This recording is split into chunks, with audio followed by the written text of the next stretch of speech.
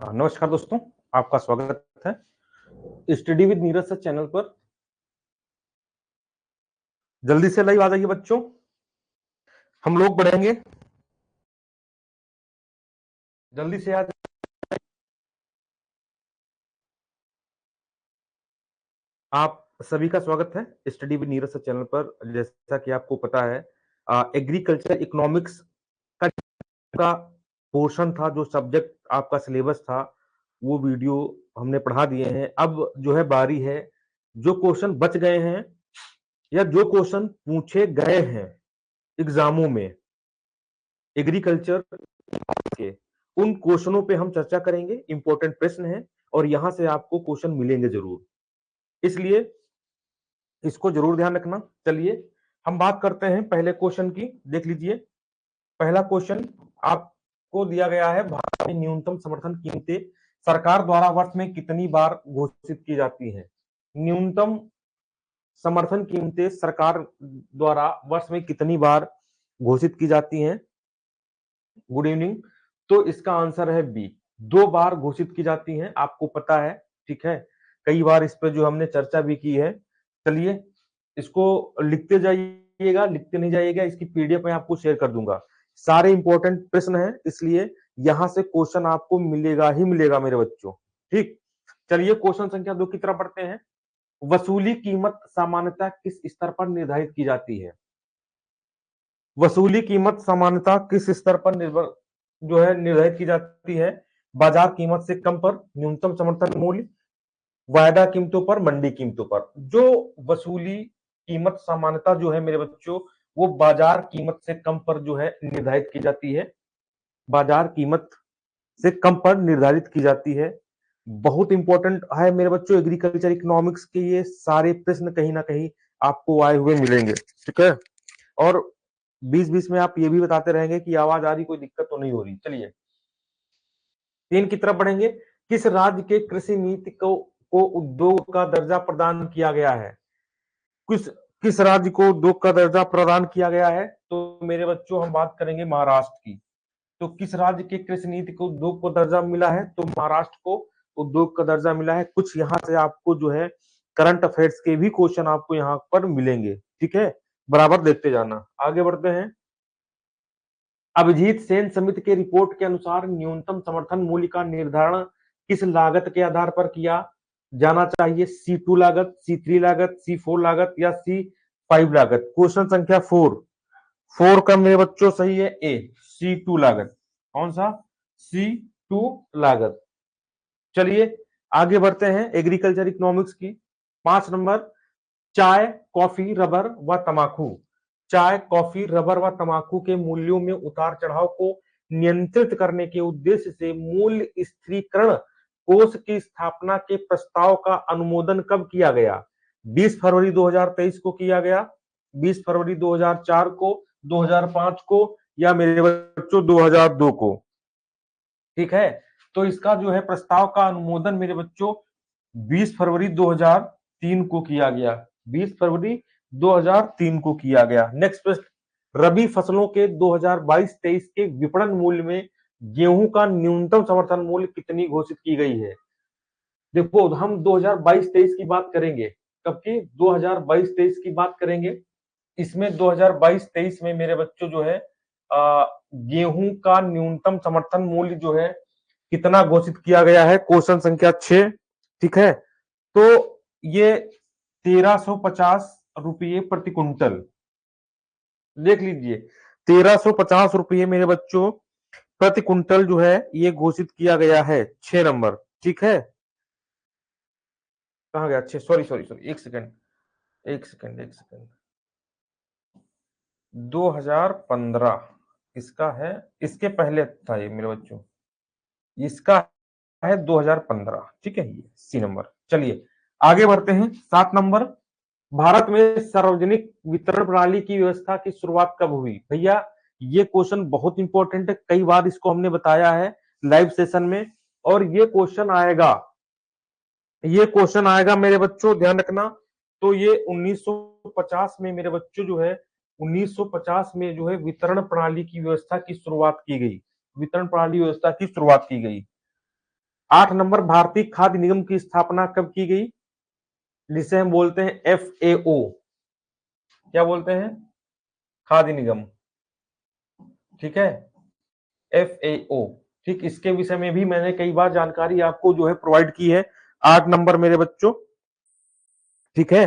तो 8 का मेरे बच्चों 1965 में जो है भारतीय खाद्य निगम की स्थापना की गई, ठीक है, भारतीय खाद्य निगम की स्थापना की गई, इंपॉर्टेंट है, ठीक है, ध्यान रखना। आगे बढ़ते हैं। 9 नंबर, भूधारण प्रणाली की रैयतवाड़ी व्यवस्था की शुरुआत भारत में किसने की। रैयतवाड़ी व्यवस्था की शुरुआत Thomas Munro, Lord Chelmsford, William Bentinck या लॉर्ड कॉर्नवालिस, क्वेश्चन संख्या 9, ठीक है, इंपॉर्टेंट है मेरे बच्चों। तो आप थॉमस मुनरो का नाम जानते होंगे, थॉमस मुनरो ने रैयतवाड़ी व्यवस्था की शुरुआत की थी। आगे बढ़ेंगे। लिखा है भूदान आंदोलन कार्यक्रम आचार्य विनोबा भावे द्वारा सर्वप्रथम किस प्रदेश में चलाया गया, तो आपको पता है आंध्र प्रदेश में जो है ये चलाया गया, ठीक है, बहुत इंपॉर्टेंट है, ठीक है, इंपॉर्टेंट है, कई बार एग्जाम में पूछा भी गया है। आगे बढ़ते हैं। लक्षित सार्वजनिक वितरण प्रणाली, लक्षित सार्वजनिक वितरण प्रणाली में गरीबी गरीबी रेखा के नीचे आने वाले परिवारों के निर्धारण का मानक क्या है, ठीक है, गरीबी रेखा से नीचे आने वाले परिवारों का मानक क्या है, लक्षित सार्वजनिक सार्वजनिक जो है वितरण प्रणाली में। अब इसका आंसर आप लोग दीजिए, बहुत इंपॉर्टेंट है मेरे बच्चों, बहुत ही इंपॉर्टेंट है। जिनकी वार्षिक आय 15,000 रुपए से कम है, जिनकी वार्षिक आय 10,000 रुपए से कम है, जिनकी वार्षिक आय 5,000 रुपए से कम है, या वार्षिक आय का पता नहीं, नहीं, इसका ऑप्शन ए सही है, जिनकी वार्षिक आय 15,000 रुपए से कम है। चलिए नेक्स्ट बढ़ते हैं। चीनी वर्ष कब से कब तक मनाया जाता है, चीनी वर्ष बहुत इंपॉर्टेंट प्रश्न है। चीनी वर्ष कब से कब तक मनाया जाता है, तो अक्टूबर से सितंबर तक मेरे बच्चों चीनी वर्ष मनाया जाता है। कब, अक्टूबर से सितंबर तक। आगे बढ़ते हैं। लिखा है सरकार कितने फसलों के लिए न्यूनतम समर्थन मूल्य घोषित करती है, सरकार कितनी फसलों के लिए न्यूनतम समर्थन मूल्य मेरे बच्चों घोषित करती है, इंपॉर्टेंट प्रश्न है। तो 22 फसलों के लिए घोषित करती है, कितनी, 22 फसलों के लिए सरकार न्यूनतम समर्थन मूल्य घोषित करती है। 14 नंबर, FCI को खाद्यान्नों की आर्थिक लागत और निर्गमन मूल्य के बीच अंतर की प्रतिपूर्ति सरकार द्वारा कैसे की जाती है, खाद्य ऋण द्वारा, खाद्य अनुदान द्वारा, बजटीय सहायता द्वारा, या इनमें से कोई नहीं। बहुत इंपॉर्टेंट क्वेश्चन है मेरे बच्चों। 14 नंबर, ठीक है, तो FCI को खाद्यान्नों की आर्थिक लागत और निर्गमन मूल्य के बीच अंतर की प्रतिपूर्ति जो है खाद्य अनुदान द्वारा किया जाता है, किसके द्वारा, खाद्य अनुदान द्वारा किया जाता है। 16 नंबर की बात करेंगे। भारत में वर्ष 2021-22 में कुल खाद्यान्न उत्पादन कितना था, मेरे बच्चों इंपॉर्टेंट है, 21-22 में कुल खाद्यान्न उत्पादन कितना था, क्वेश्चन बहुत इंपॉर्टेंट है ये, ध्यान रखना। 15 नंबर, 15 नंबर, और 15 नंबर का है 316.06 मिलियन टन, ये 2021-22 के आंकड़े हैं, इतना आप ध्यान रखना। 16 नंबर की तरफ पढ़ेंगे। सर थॉमस मुनरो किस भू राजस्व बंदोबस्त से संबंधित थे, तो अभी हमने अब बताया है कि रैयतवाड़ी व्यवस्था से इनका संबंध था, थॉमस मुनरो, ठीक है, थॉमस मुनरो। ठीक, आगे बढ़ते हैं। नेक्स्ट प्रश्न। लिखा है विश्व खाद्य दिवस, आपको पता है विश्व खाद्य दिवस ये मेरे बच्चों 1980 से मनाया चला जा रहा है, 1980 से ये मनाया जाता है मेरे बच्चों। विश्व खाद्य दिवस 16 अक्टूबर को जो है ये मनाया जाता है, कब, 16 अक्टूबर को। आगे बढ़ते हैं। खरीफ फसलों के 2021-22 के न्यूनतम समर्थन मूल्य में किस फसल की मूल्य वृद्धि सर्वाधिक की गई थी, किस फसल की मूल्य वृद्धि सर्वाधिक की गई थी, 18 नंबर मेरे बच्चों, और 18 का सही है सी, कौन सा, 18 का सही है तिल, तिल के लिए जो है सर्वाधिक थी। आगे बढ़ते हैं। लिखा है मेरे बच्चों भू राजस्व किसके काल में लागू किया गया, भारत में जमींदारी भू राजस्व किसके काल में जो है लाया गया, बहुत इंपॉर्टेंट प्रश्न है मेरे बच्चों, जमींदारी भू राजस्व, ठीक है। 19 नंबर, तो लॉर्ड कॉर्नवालिस का नाम आप सुने होंगे, किसका, लॉर्ड कॉर्नवालिस का नाम आप सुने होंगे, ठीक है। 20 नंबर पे आते हैं। किस व्यवस्था में भूमि पर ग्राम समुदाय का संयुक्त स्वामित्व होता है, किस व्यवस्था में भूमि पर ग्राम समुदाय का संयुक्त स्वामित्व होता है? जमींदारी, महालवाड़ी, काश्तकारी या मेरे बच्चों रैयतवाड़ी? 20 नंबर, ठीक है, इंपॉर्टेंट प्रश्न है, तो महालवाड़ी पर होता है। चलिए 22 नंबर की तरफ बढ़ेंगे। लिखा है निम्नलिखित में से कौन सा प्रतियोगी बाजार है? पूर्ण बाजार, प्राथमिक बाजार, पूंजी बाजार या थोक बाजार? कौन सा प्रतियोगी बाजार की बात की जा रही है मेरे बच्चों? 21 नंबर प्रतियोगी बाजार की बात की जा रही है, तो 21 का आपका ए सही होगा। क्या? पूर्ण बाजार। क्या मेरे बच्चों? पूर्ण बाजार, ये इसका सही होगा। चलिए आगे बढ़ते हैं नेक्स्ट क्वेश्चन की तरफ।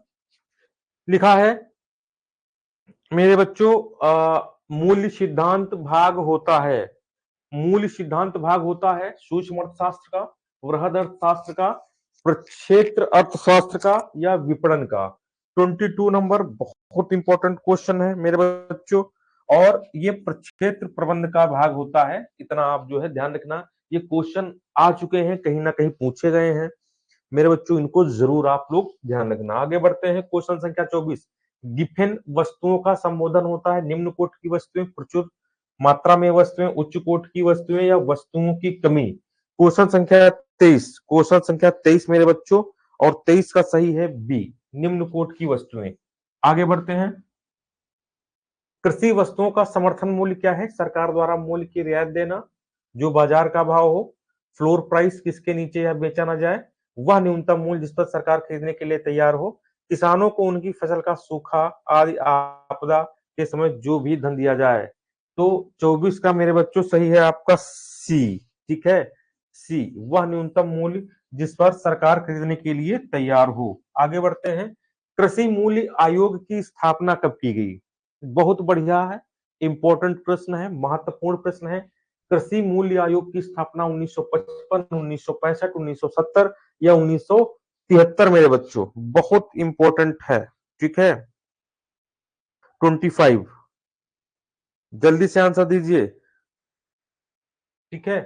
तो 1965, 1965 में जो है मेरे बच्चों कृषि मूल्य आयोग की स्थापना की गई थी, ठीक है। आगे बढ़ा जाए, आगे बढ़ रहे हैं, ठीक, देख लीजिए 26 क्वेश्चन। भारत में कृषि आय की गणना की जाती है आय विधि से, व्यय विधि से, उत्पादन विधि से, प्रणय प्रवाह विधि से? ठीक है, प्रणय प्रवाह विधि से 26 नंबर, तो उत्पादन विधि से की जाती है। आगे बढ़ते हैं नेक्स्ट प्रश्न। भारतीय योजना आयोग देश में निम्नलिखित में से किसके वितरण को सुधारने के लिए राष्ट्रीय निधि बनाई है? बिजली, रसोई, सार्वजनिक वितरण प्रणाली के जरिए खाद्यान्न, नए करेंसी? तो आपको पता है 27 का सही है सी, सार्वजनिक वितरण प्रणाली के जरिए खाद्यान्न। ठीक, आगे बढ़ेंगे। लिखा है विशिष्ट कृषि में किसान अपने जोत से अपनी कुल आय का कम से कम कितना प्रतिशत प्राप्त करते हैं? 35, 45%, 60% या 50%, या 60% या 50%? बहुत इंपॉर्टेंट प्रश्न है मेरे बच्चों, ठीक है। 28 नंबर देख लीजिए, इंपॉर्टेंट प्रश्न है, ठीक है, ठीक, तो 50%। आगे बढ़ते हैं नेक्स्ट प्रश्न। लिखा है शुष्क खेती में वार्षिक वर्षा कितने सेंटीमीटर से कम, कितने कितने सेंटी से कम पाई जाती है? 29 नंबर, तो 29 का मेरे बच्चों जो है ये सही है ए, ठीक है, 50%। चलिए आगे बढ़ते हैं। 50 सेंटीमीटर से कम।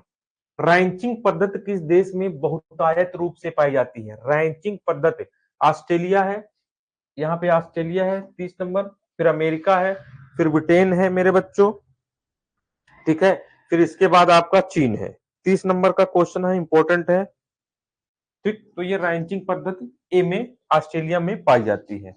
आगे बढ़ेंगे। लिखा है भारत में सामान्यतः खेती, मेरे बच्चों लिखा है भारत में सामान्य खेती की कौन सी पद्धति अपनाई जाती है? 31 नंबर, विशिष्ट खेती, शुष्क खेती, मिश्र खेती, रैंचिंग खेती, ठीक है, कौन सी पद्धति जो है मेरे बच्चों अपनाई जाती है? 31 नंबर वेरी मोस्ट इंपॉर्टेंट है, ठीक है,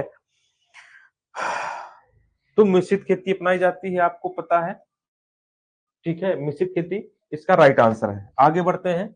लिखा है सामूहिक कृषि का प्रचलन सर्वप्रथम किस देश में शुरू किया गया? सामूहिक कृषि, चीन, भारत, सोवियत संघ या क्यूबा? जल्दी से आंसर दीजिए इसका।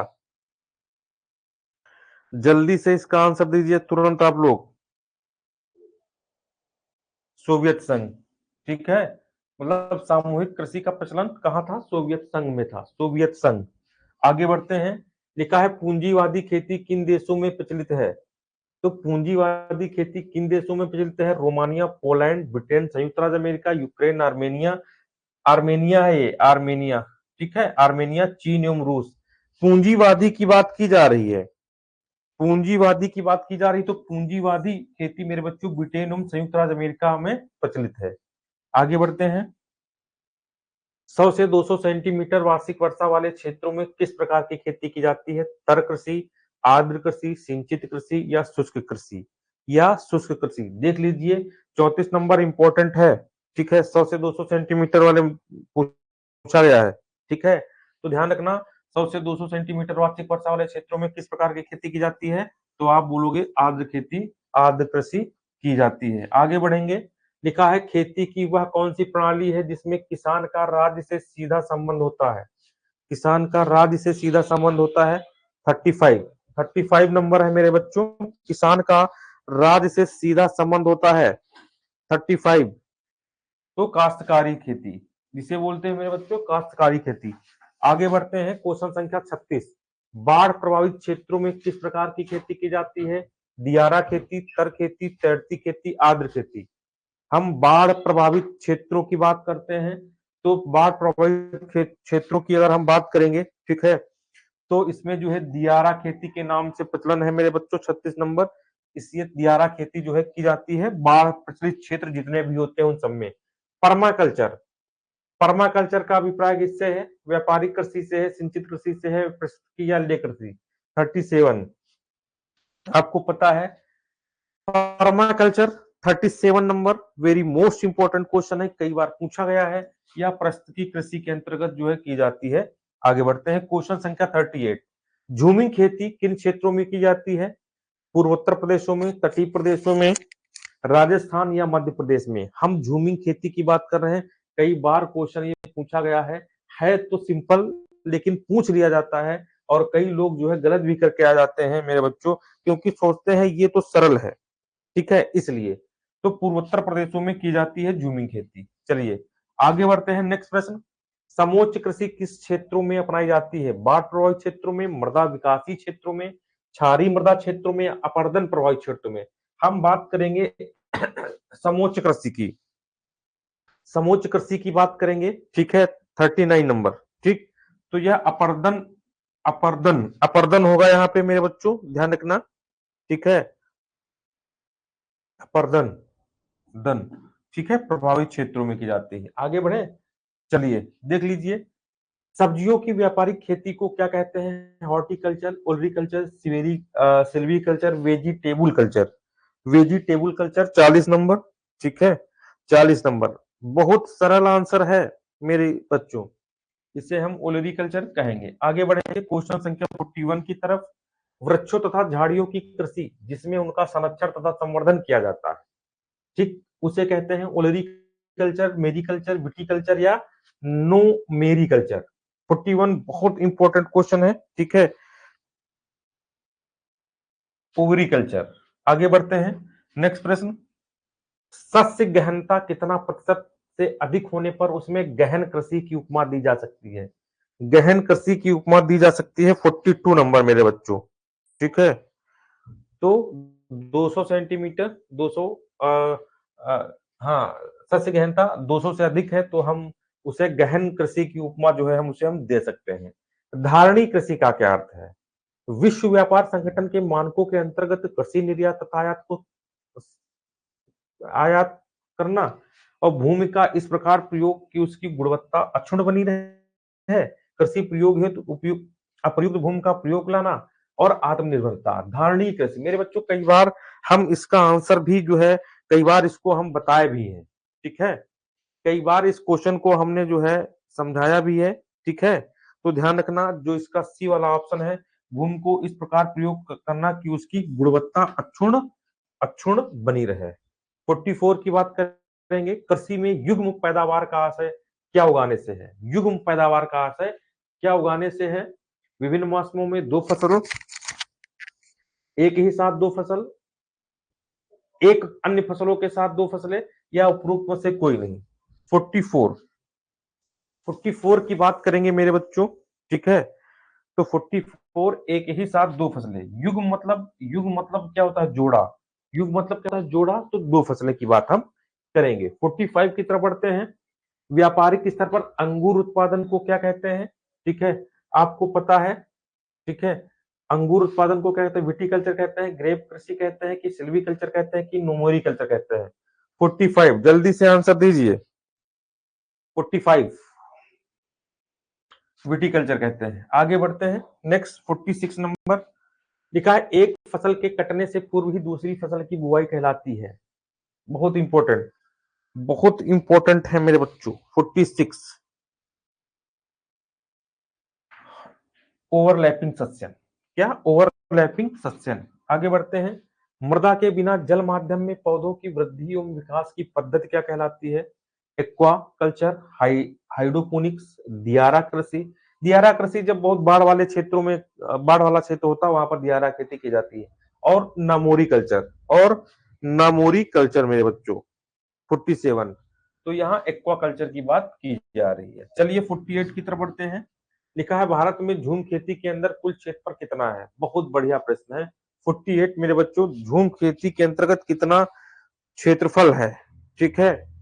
तो 4.91 मिलियन हेक्टेयर है। 4.91 मिलियन हेक्टेयर है। आगे बढ़ेंगे। विविधीकृत सस्यन में सर्वाधिक योगदान एक फसल का कुल उत्पादन या नकदी आमदनी में प्रतिवर्ष होता है। 25% से कम, 50% से ज्यादा, 25 से ज्यादा, 75% से ज्यादा, या 75% से कम, ठीक है। 49 नंबर की हम बात करेंगे, ठीक है, ध्यान रखना। तो 50% से ज्यादा। लास्ट हमारा क्वेश्चन 50 नंबर है। झूमिंग कृषि सर्वाधिक कहां पर होती है, असम, आंध्र प्रदेश, नागालैंड, या मध्य प्रदेश। 50 नंबर मेरे बच्चों, 50 नंबर। तो ये नागालैंड, ठीक है। ये 50 प्रश्न थे। अभी आपको और 50 प्रश्न कराए जाएंगे, जो है एग्रीकल्चर इकोनॉमिक्स के। देखिए, हम सोचते हैं कि इसके बाहर से ना, आप पुराने वीडियो देखिए, बहुत लंबे लंबे वीडियो हैं। सिर्फ 5 क्वेश्चन आना है आपका उसमें। आ, 5 क्वेश्चन आपको कृषि प्रसारकी में आना है। कृषि प्रसारकी देखिए, हमने उसको भी खत्म किया है। कल फिर आपकी क्लास होगी एनिमल हस्बेंड्री, और प्लस आपकी एग्रोनॉमी क्लास होगी। क्लासेस धीरे धीरे अपने एंड की तरफ बढ़ रही है मेरे बच्चों, ध्यान रखना। फिर मिलेंगे दोस्तों, तब तक के लिए नमस्कार, धन्यवाद।